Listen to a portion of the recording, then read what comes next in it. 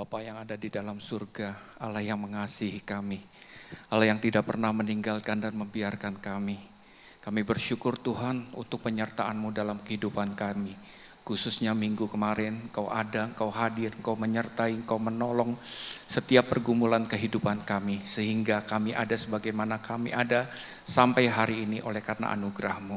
Demikian ketika kami melangkahkan kaki ke tempat ini juga karena anugerah-Mu Tuhan. Kau tolong kami Tuhan untuk bisa beribadah di dalam roh dan kebenaran.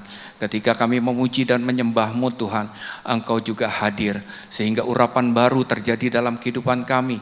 Yang saat ini memampukan kami untuk menyampaikan isi hati-Mu sendiri Tuhan. Dan setiap kami yang hadir di tempat ini Tuhan, dimampukan oleh roh-Mu Tuhan untuk menerima kebenaran firman-Mu. Bahkan oleh roh-Mu Tuhan kami menjadi pelaku-pelaku firman. Berbicaralah Tuhan, kami siap untuk mendengar. Di dalam nama Tuhan kami Yesus Kristus kami berdoa dan mengucap syukur.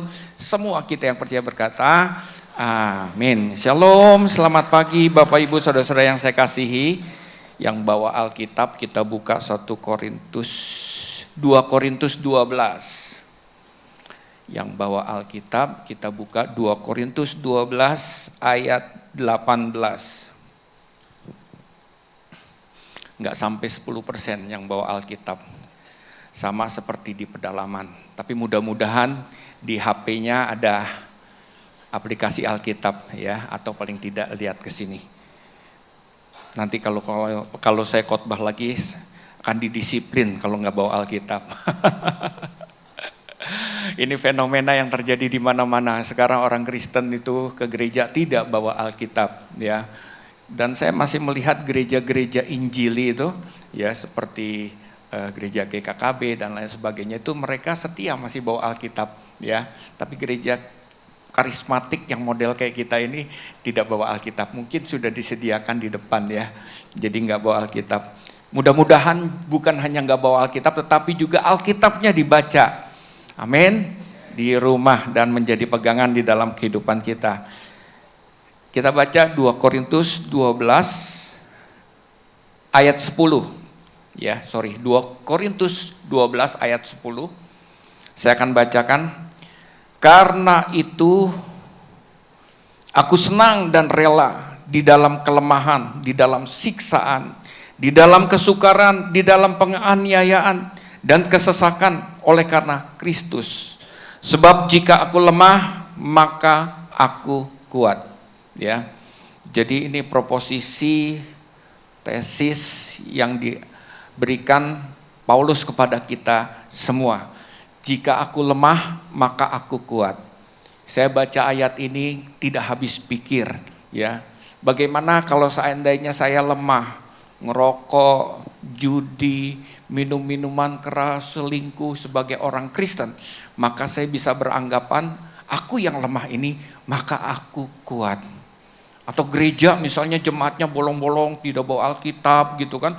Datang, enggak. Kehidupannya terikat dengan dosa. Pendetanya juga seperti itu, menjadi gereja yang lemah. Ya, terus kemudian kita bisa berkata, gereja yang lemah itu adalah gereja yang kuat. Ya, Bapak Ibu Saudara-saudara yang saya kasihi, perkataan Paulus ini tidak masuk akal menurut saya. Dan juga mungkin saudara setuju dengan saya. Bapak Ibu Saudara-saudara yang saya kasihi, kita akan belajar kebenaran firman Tuhan. Mengapa Paulus berkata begitu?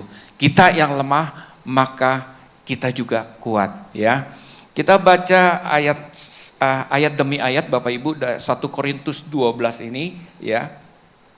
1 Korintus 12 mulai ayat 1 dikatakan Paulus menerima penglihatan dan pernyataan, itu judulnya ya. Ayat 1 berkata begini, aku harus bermegah. Ya, Paulus sombong banget gitu loh. Gua mau sok-sokan gitu. Gua mau bermegah. Gua mau tulis status di Facebook saya, di Instagram saya. Ya, ini kelihatan kan kata Tuhan nggak boleh sombong. Tetapi si Paulus ini nyombong. Aku harus bermegah. Bermegah dalam hal apa? Dikatakan sekalipun memang tidak ada faedahnya. Jadi sombongnya saya ini ya, ini nggak ada faedahnya, nggak ada manfaatnya begitu loh. Dan nggak sesuai dengan kebenaran firman Tuhan juga sih. Kan saya nggak boleh sombong, nggak boleh bermegah, ya. Tetapi Paulus katakanlah selanjutnya, namun demikian aku harus memberitakan kehebatan saya. Apa yang menjadi kesuksesan saya, itu yang saya harus beritakan, pelayanan saya, ya. Bagaimana saya bisa mendirikan gereja-gereja di mana-mana, dan bagaimana jemaat itu bertumbuh, dan saya adalah pendeta yang hebat, begitu. Tidak seperti itu Bapak Ibu Saudara-saudara yang saya kasihi. Dikatakan, namun demikian aku hendak memberitakan penglihatan dan pernyataan-pernyataan yang kuterima dari Tuhan. Jadi sombongnya Paulus nih Bapak Ibu Saudara-saudara yang saya kasih, bukan karena kehebatan dia, bukan karena kesuksesan dia, bukan karena pelayanan dia, tetapi karena dia menerima penglihatan-penglihatan dan menerima pernyataan-pernyataan dari Tuhan. Mungkin Paulus bermimpi, mungkin Paulus melihat Tuhan, mungkin Paulus mendengar suara Tuhan langsung, atau dengan kata lain, Paulus berpekara dengan Tuhan. Inilah yang mau diberitakan Bapak Ibu Saudara-saudara yang saya kasih. Bagaimana dia seorang hamba Tuhan, dia berpekara dengan Tuhan. Kenapa Paulus menulis hal ini? Kenapa dia harus bermegah Bapak Ibu? Karena situasi di dalam ketika dia menulis surat ini di dalam jemaat Korintus, terjadi nabi-nabi palsu, ya. Terjadi pengkhotbah palsu, ya. Pengikut-pengikutnya banyak, dengan kata lain gerejanya besar, ya, khotbah-khotbahnya bagus, filsafatnya bagus dan lain sebagainya. Sehingga apa? Jemaat Korintus ini menjadi berkurang jumlahnya dan banyak pengikut nabi palsu tersebut. Nah, terhadap situasi seperti ini, maka Paulus berkata, aku harus bermegah, aku harus sombong. Bukan kesuksesan, bukan pelayananku, bukan gerejaku yang besar, tetapi aku berpekara dengan Tuhan. Aku melihat Tuhan, aku mendapatkan pernyataan dari Tuhan, aku mendengar suara Tuhan langsung kepadaku. Dikatakan demikian. Nggak ada tuh nabi-nabi yang seperti itu, seperti saya, ya. Nggak ada yang di luar itu seperti hebatnya seperti saya. Karena apa? Saya berpekara dengan Tuhan. Nah, apa yang dilihat oleh Paulus? Apa yang dinyatakan Tuhan kepada Paulus? Ya. Selanjutnya Bapak Ibu Saudara-saudara yang saya kasihi, ayat 2 dikatakan, aku tahu tentang seorang Kristen. Ini pertama kali Bapak Ibu dan satu-satunya istilah Kristen muncul di dalam Alkitab, ya. Ini ayat hafalan.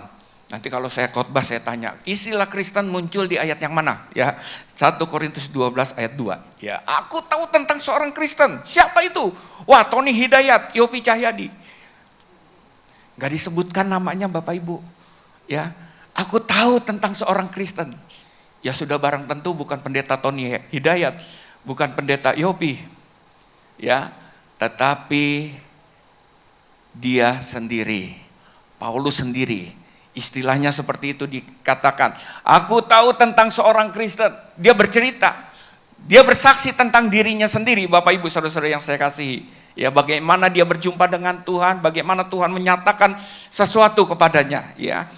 Aku tahu tentang seorang Kristen 14 tahun yang lalu. Kesaksiannya begitu, ya. 14 tahun yang lalu, entah di dalam tubuh aku tidak tahu, entah di luar tubuh aku tidak tahu. Allah yang mengetahuinya. Orang itu tiba-tiba diangkat ke tingkat ketiga dari surga. Jadi Paulus 14 tahun yang lalu, Bapak Ibu, saudara-saudara yang saya kasih, dia berani bersaksi bahwa dia naik ke surga. Ada amin? Ini firman Tuhan lo ya. Dia naik ke surga. Surga yang keberapa? Tingkat ketiga. Ini udah sempurna banget nih. Ya, ternyata surga itu ada tingkat-tingkat Bapak Ibu. Sama seperti ini. Sini kita berapa tingkat? 2 tingkat ya Pak. Bangun satu lagi Pak.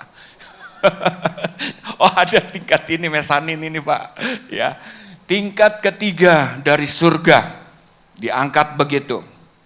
Nah, apa yang dialami Paulus ketika naik ke surga? Dikatakan ayat 3, aku jauh juga tahu tentang orang itu. Paulus sadar Bapak Ibu, saudara-saudara yang saya kasih. Ketika dia naik ke surga, dia sadar sesadar-sadarnya ya tentang dia sendiri. Dikatakan entah di dalam tubuh, entah di luar tubuh, Aku tidak tahu, Allah yang mengetahuinya. Tiba-tiba ia diangkat ke Firdaus. Kalau saudara mati, saudara masuk mana? Pasti orang bilang masuk surga. Ya, kalau berdasarkan dari peristiwa Bapak Abraham memangku siapa? Siapa? Bapak Abraham di Firdaus memangku siapa? Ya, pengemis yang meminta-minta di depan bait Allah. Sementara orang kaya ada di neraka. Ya, bukan berarti kita nggak boleh kaya nanti masuk neraka, Bapak Ibu Saudara yang saya kasih. Jadi dari peristiwa ini kita melihat, oh ada Firdaus. Jadi orang yang mati, Bapak Ibu Saudara yang saya kasih, ya dia kemana? Kalau saudara percaya, dia tidak masuk surga, tidak langsung masuk surga, tapi transit di Firdaus. Ya, nanti ketika sangkakala berbunyi, Yesus datang kedua kali, yang di Firdaus ini gimana mekanismenya saya nggak tahu. Dia akan dibangkitkan dan dia akan ikut perjamuan kawin anak domba. Itu skenarionya. Kata siapa? Kata Alkitab. Jadi ada kata Firdaus. Jadi orang yang mati percaya itu dia ke Firdaus. Belum ke surga. Surganya nanti setelah kerajaan 1000 tahun ada pengadilan tata putih baru masuk ke surga. Itu yang disebut dengan Yerusalem baru, ya. Jadi dia di Firdaus. Jadi Paulus diangkat ke Firdaus, ya. Ada apa di sana? Tiba-tiba diangkat di Firdaus dan dia mendengarkan kata-kata. Saudara mendengarkan saya? Saya berkata-kata atau enggak? Saya berkata-kata. Saudara mendengar? Saudara mengerti, ya. Tetapi Paulus di sini dikatakan, ya, tiba-tiba ia diangkat ke Firdaus, ia mendengar kata-kata yang tak terkatakan. Mungkin kayak bahasa roh kali ya. Yang terdengar, nggak tahu tuh Tuhan ngomongnya seperti itu. Yang terdengar tapi tidak terkatakan di sini, ya. Ia mendengar kata-kata yang tak terkatakan, yang tidak boleh diucapkan oleh manusia, termasuk Paulus sendiri. Saya bingung, beberapa waktu yang lalu ada hamba Tuhan katanya naik ke surga. Ya.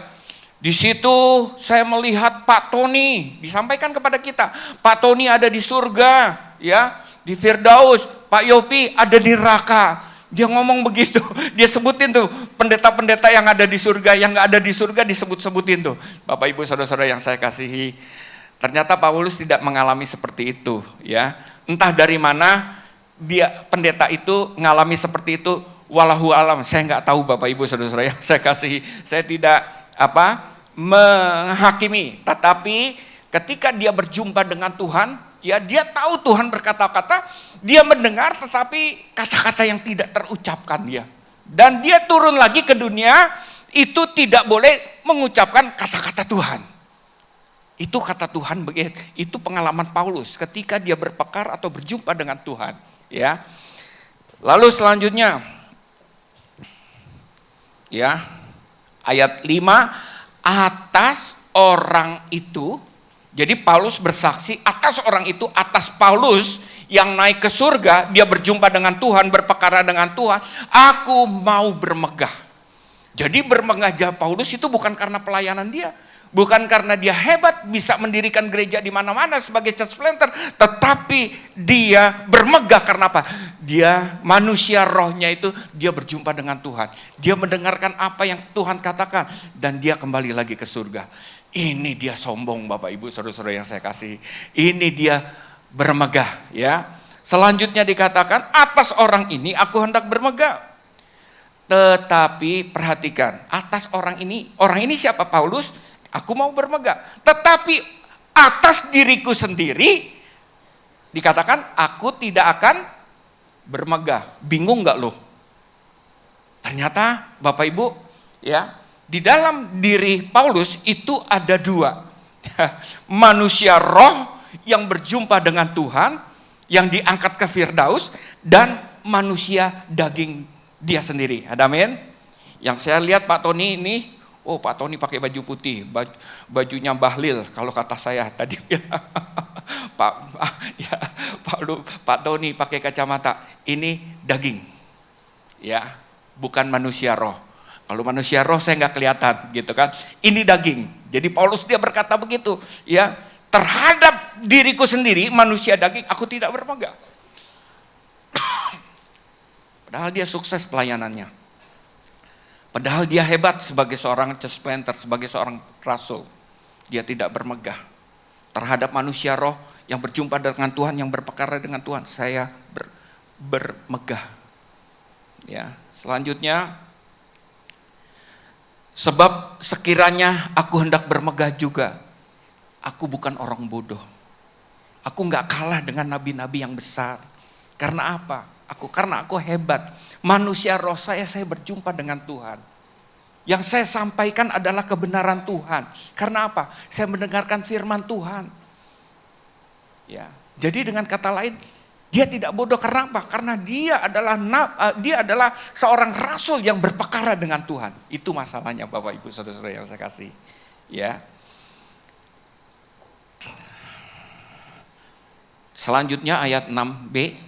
Karena aku mengatakan kebenaran, tetapi aku menahan diriku. Kenapa dia menahan diri?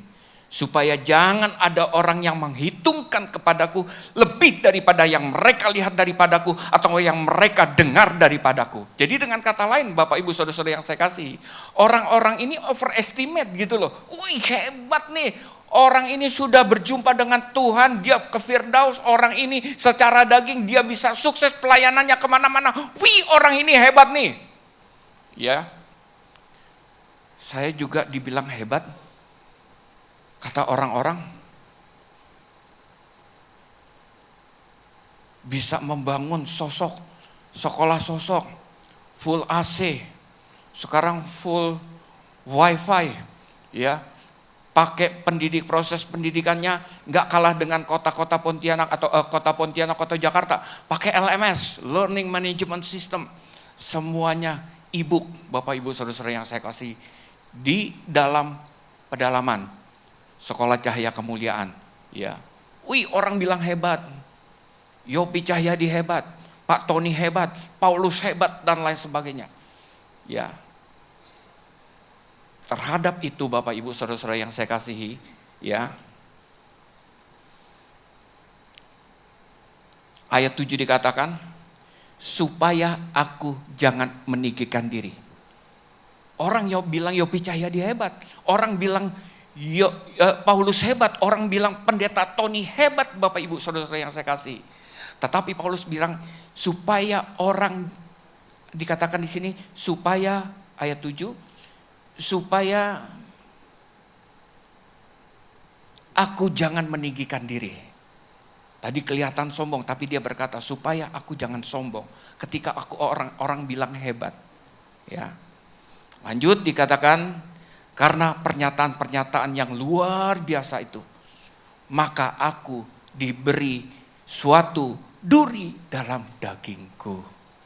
Diingatkan ada kelemahanku.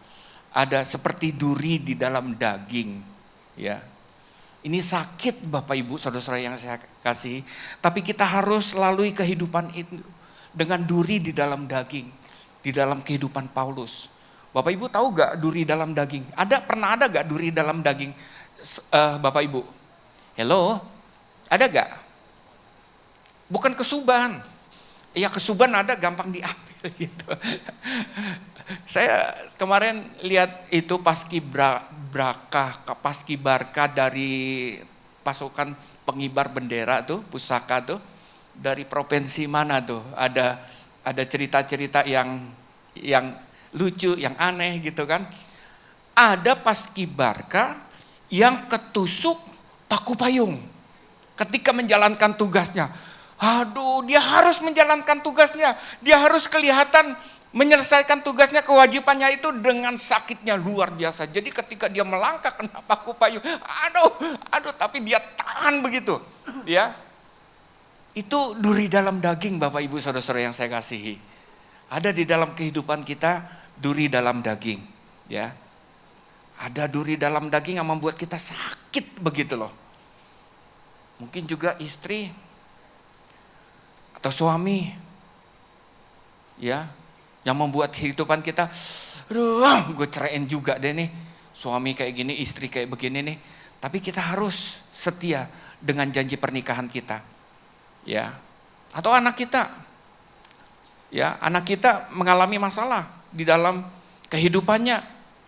Di keluarga Pak Yos Lamel ada, ya adiknya istri saya, dulu puluhan tahun yang lalu kena narkoba, ya itu hampir sebagian besar itu jemaat keluar semua. Itu Pak Yos, ya nggak kurang-kurang urapannya. Ada anaknya kena narkoba, itu pendeta model kayak begitu, kena narkoba anaknya dan lain sebagainya, nggak bisa jaga, pelayanan dulu, dia bilang begitu, ya. Atau dalam pelayanan. Ada orang yang ngeselin banget gue itu. Tapi kita sabar begitu loh. Pernah gak ada orang di dalam pelayanan, di dalam gereja ngeselin luar biasa? Hah? Gak ada Pak, karena saya gak melayani di sini, saya cuma pengunjung doang. Curcol sedikit ya. Gereja saya di BSD itu pecah.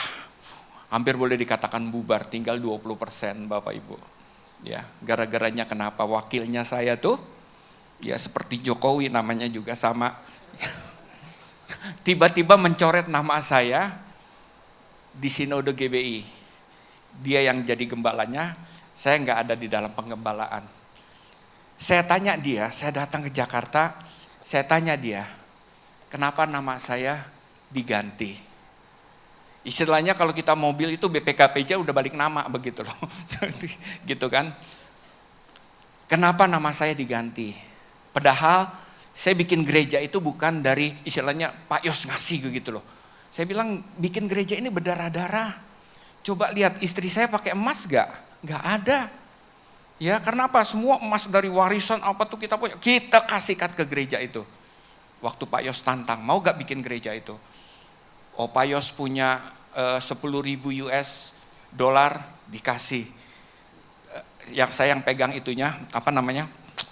Depositonya ada 5.000 US Singapura waktu itu. Yes. Dolarnya masih 3.000 ya. Singapurnya masih berapa gitu, murah begitu. Dikasih untuk bikin untuk beli ruko itu Bapak Ibu Saudara-saudara yang saya kasih. Jadi gereja itu berdarah-darah. Ketika saya tanya begitu, kenapa nama saya diganti? Dia gebrak meja Bapak Ibu. 4 kali kamu ya, saya sudah sabar sama kamu. Astaga, saya kan orang Betawi, lu jual gue beli.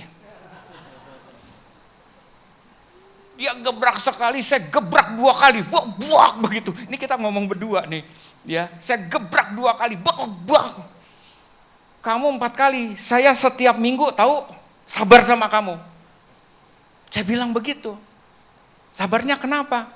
Habis saya khotbah Bapak Ibu, saudara-saudara yang saya kasihi, istri saya tahu, tante saya tahu, anak saya tahu, semua jemaat tahu.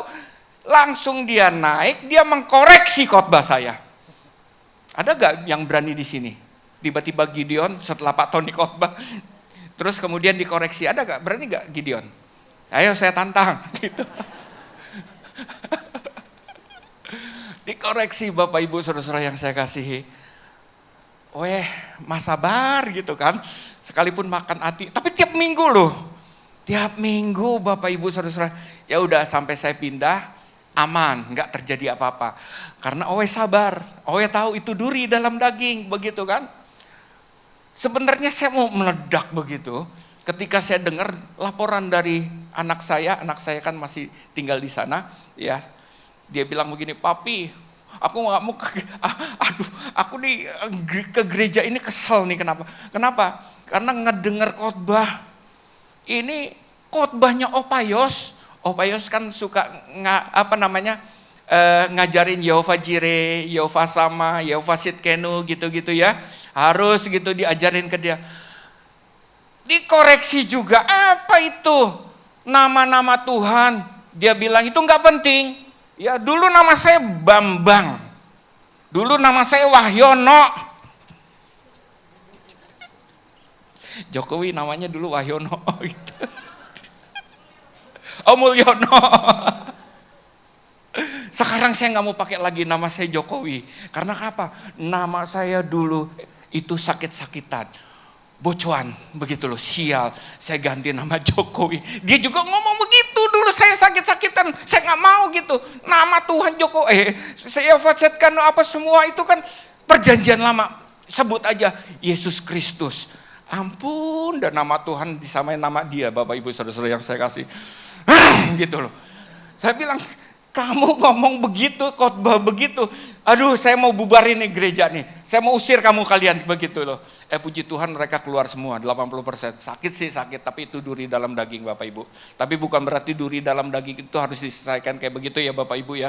Karena kemauan dia keluar, dia sendiri Bapak Ibu. Saya tegas dalam hal ini ya. Apalagi duri dalam daging, mungkin banyak dalam kehidupan kita ya. Paulus dikasih 3 kali, dikatakan demikian ayat selanjutnya. Tentang hal itu aku sudah 3 kali berseru kepada Tuhan. Bukan hanya berseru, berdoa kepada Tuhan, meminta memohon, tengking kali itu.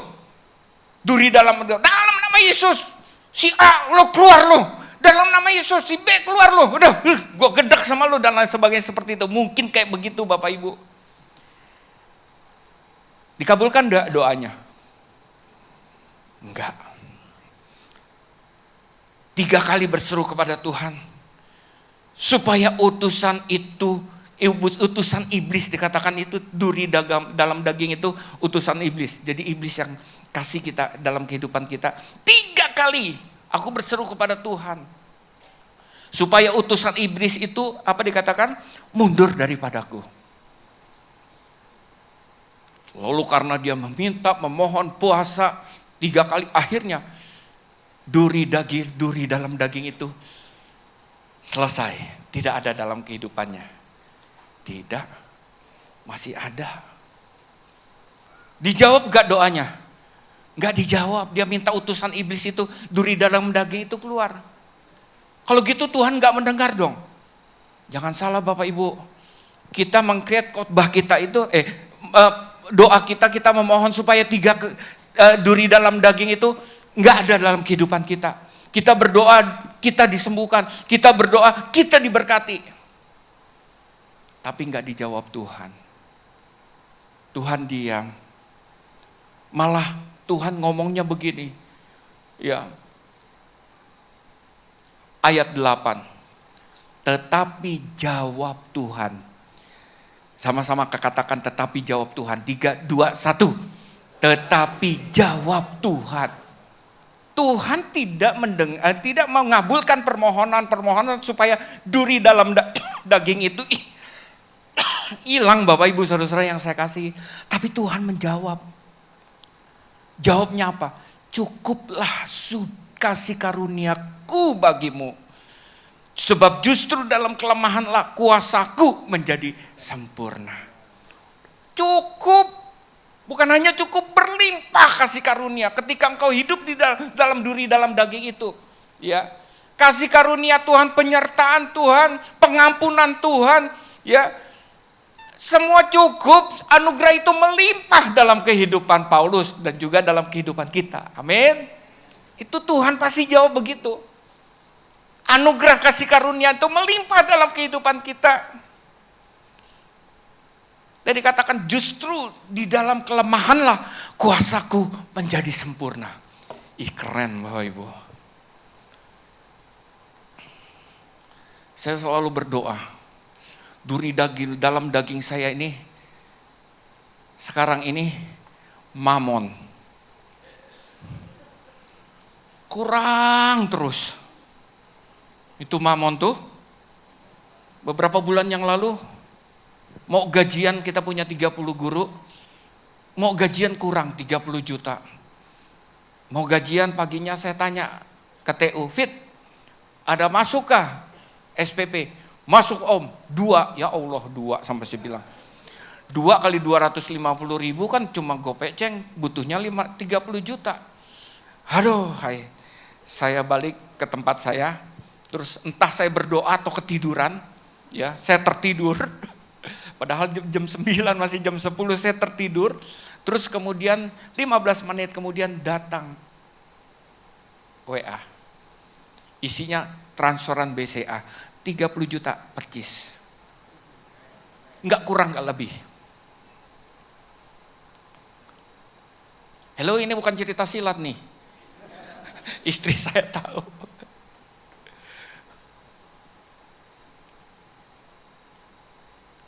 Saya pikir bulan depan aman ya. Bulan depannya lagi kurang 50 juta. Tuhan dengan caranya yang ajaib, pada last minute pun juga memberikan 2 kali. Bulan depannya lebih gila lagi, 70 juta Bapak Ibu saudara-saudara yang saya kasih. Astaga, sampai saya bilang, Tuhan capek saya begini, kayak begini, hidup deg-degan begitu kan. Ya, tapi saya udah percaya Tuhan. Masa udah percaya Tuhan masih deg-degan, masih takut, masih khawatir gitu kan. Serahkan hidupmu kepada Tuhan, percaya kepada Tuhan. Tuhan akan bertindak. 70 juta dijawab Tuhan Bapak Ibu. 3 kali. Tuhan bilang, lu nyekolahin anak pilot itu kalau uang sekarang 1 M. Dari mana duitnya? Ketika anak saya mau bilang, papi aku mau jadi pilot. Saya nggak bilang, lu anak nggak tahu diri ya. Bapak lu pendeta, duit dari mana? Itu duit gede kan gitu kan. Ya, 1 tahun selesai sudah uang itu. Dari mana saya nggak tahu. Yang pasti Tuhan ada. Ya, kemarin pendeta Lamran tuh, yang meninggal itu kan anak SOM. Kita dulu punya SOM. Ya, itu anak angkatan ke-6. Dia meninggal yang kemarin 2 hari yang lalu. Makan jamur tuh, viral kan seluruh Kalimantan Barat. Dia meninggal itu. Ini anak nggak pernah minta duit loh. Ya, nggak pernah diberikan duit oleh gereja Sungai Yordan. Dalam misi, dalam dia membuka gereja begitu di daerah Antus Antema. Ya, anaknya 5. Sama juga seperti Sudianus, anak-anak SOM yang lain, terhadap ini pun juga saya selalu bertanya kepada Tuhan, Tuhan, ya mereka ini jangankan bikin gereja, hidup aja susah Bapak Ibu. Pendeta Sudianus itu dulu yang di Sintang saya kasih, pergi ke Sintang itu saya cuma kasih kompor kecil terus sama panci kecil. Suami istri pergi ke Sintang, dia bilang kami ke Sintang diutus dengan kasih itu, dengan kasih kompor dan panci seperti itu. Mau hidup gimana begitu loh, mau bikin gereja gimana, hidup aja juga susah. Yang bertahun-tahun dia tinggal di tempat kontrakan, beribadah di situ. Tapi tangan Tuhan itu, anugerah Tuhan itu tidak pernah berakhir.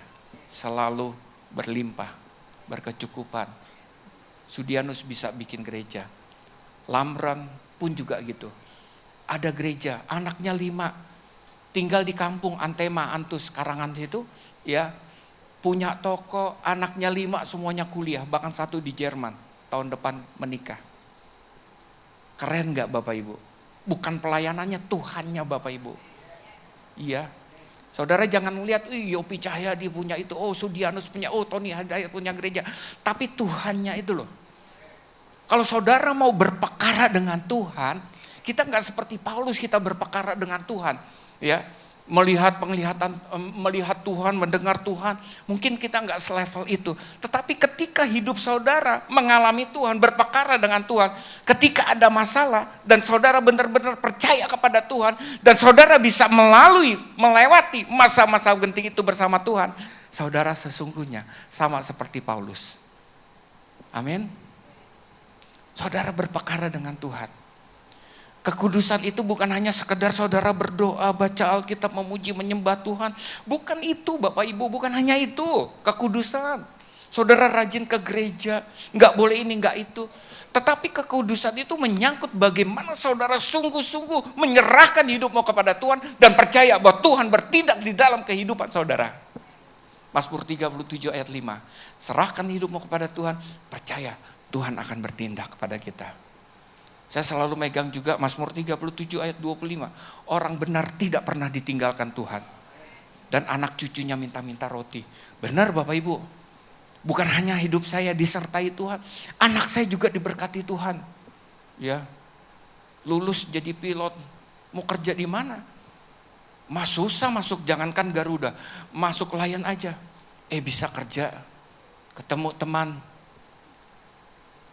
yang lama, kelas 1 SMP bego, maaf ya istilah saya, goblok, bandel, dikeluarin. Ketemu lagi 40 tahun kemudian. Lu di mana, Yob? Anak lu berapa? Anak gua 2. Ya, sekarang anak lu mana? Baru sekolah pilot, baru selesai pilot. Lu kerja sama gua. Lu di mana? Papua. Ini anak dulu bego gitu kan, bandel di Papua, pasti paling juga jadi kuli di sana kan, buruh gitu kan. Ya. Dan apa yang terjadi? Kaget saya, dia bilang, emang Tuhan kirim tuh bikin kaget kita Bapak Ibu. Anak lu ikut gua. Dia bilang, emang lu siapa? Helikopter gua 12. Anak bego nih, helikopter gua 12. Dia bilang, pesawat perintisnya ada 8, lu bawa. Besoknya saya bawa, anak lu bawa pesawat perintis. Saya bawa anak saya pakai motor Bapak Ibu ke kantor dia. Ketemu dia. Ngapain lu kesini? Nganterin anak gua. Anak udah gede, dianterin lagi, mau kerja. Udah suruh aja jalan sendiri. Kan mau wawancara. Udah gak usah wawancaran. Udah jadi pilot hari ini. Per hari itu juga Bapak Ibu. Saya melihat penyertaan Tuhan di dalam kehidupan saya. Kalau bukan Tuhan, saya nggak tahu. Udah begitu belagu lagi anak saya. Kerja di Balikpapan, berhenti, resign. Terakhir kerja di Citylink. Orang kan kepengen-pengen di Citylink kan. Citylink Garuda. Gajinya lumayan begitu kan. Resign juga Bapak Ibu. Dia pergi ke Cebu Pasifik, ke Filipina. Enak papi, gajinya gede. Dia bilang gajinya dolar. Papi mami juga enak. Dia bilang kalau Citylink terbang setahun sekali gratis orang tuanya. Kalau ke Cebu Pasifik 6 kali kemana saja. Dia bilang mau ke Australia, mau ke Cina, mau ke Jepang, Korea. 6 kali pokoknya setahun jatahnya. Papi, mami, dedek. Dia bilang oke gitu sayang. Masih belum punya waktu. Udah pakai sekali ke Vietnam Bapak Ibu Saudara-saudara yang saya kasih. Iyalah malah bermegah dalam. Enggak, ini cuma kesaksian aja. Sampai di mana tuh Bapak Ibu? Justru dalam kelemahanlah kuasaku menjadi sempurna. Amin. Ketika saudara mengalami masalah di dalam kehidupan saudara, ketika saudara mengalami ketidakberdayaan di dalam kehidupan saudara, saudara akan melihat kuasa Tuhan. Ketika saudara menyerahkan kehidupanmu kepada Tuhan dan percaya bahwa Tuhan akan bertindak. Itu masalahnya Bapak Ibu. Itu fokusnya kita jadi orang Kristen. Ada amin? Orang Kristen itu bukan urusannya, oh nanti gue masuk surga. Makanya kan kita sering disebut kaum penjual surga, begitu kan? Bukan itu. Ya supaya kita sungguh-sungguh hidup percaya kepada Tuhan. Amin. Ya. Ayat selanjutnya. Sebab itu aku terlebih suka. Aku bermegah atas kelemahanku. Supaya kuasa Kristus turun menaungi aku. Ada amin. Jadi Bapak Ibu Saudara-saudara yang saya kasih, kalau ada masalah, ada pergumulan dalam kehidupan saudara, ada duri dalam daging, Tuhan tidak pernah meninggalkan dan membiarkan kita. Kuasa Tuhan tetap, itu bukan kutuk, tapi kuasa Tuhan tetap di dalam kehidupan kita. Amin. Ayat 10. Tapi ini memang Paulus sudah keterlaluan. Bermegahnya juga ngomong begini. Karena itu aku senang. Kita sih nggak senang sebenarnya. Juga nggak rela seperti Paulus. Aku senang dan rela, gila gak itu orang. Ya, dulu tukang gebukin orang-orang Kristen, sekarang malah dia ngomong begitu. Ayo sini. Ayo sini yang mau menganiaya aku. Aku senang, aku rela. Ya. Dikatakan di dalam kelemahan, di dalam siksaan, di dalam kesukaran, di dalam penganiayaan dan kesesakan oleh Kristus. Dan aku berkata, di dalam kelemahanku, di situ aku kuat. Paham Bapak Ibu? Apa yang dikatakan oleh Paulus? Jadi intinya, jadi orang Kristen itu, kita harus benar-benar berpekara dengan Tuhan. Kekudusan kita oleh karena kita percaya sungguh-sungguh kepada Tuhan. Serahkan hidupmu kepada Tuhan dan percaya Tuhan akan bertindak seperti di dalam Mazmur 37 ayat 5. Ibrani 13 ayat 5, aku sekali-kali tidak akan pernah meninggalkan kau dan aku sekali-kali tidak akan pernah membiarkan kau. Itu kata Tuhan. Mari kita berdoa. Bapa di dalam surga,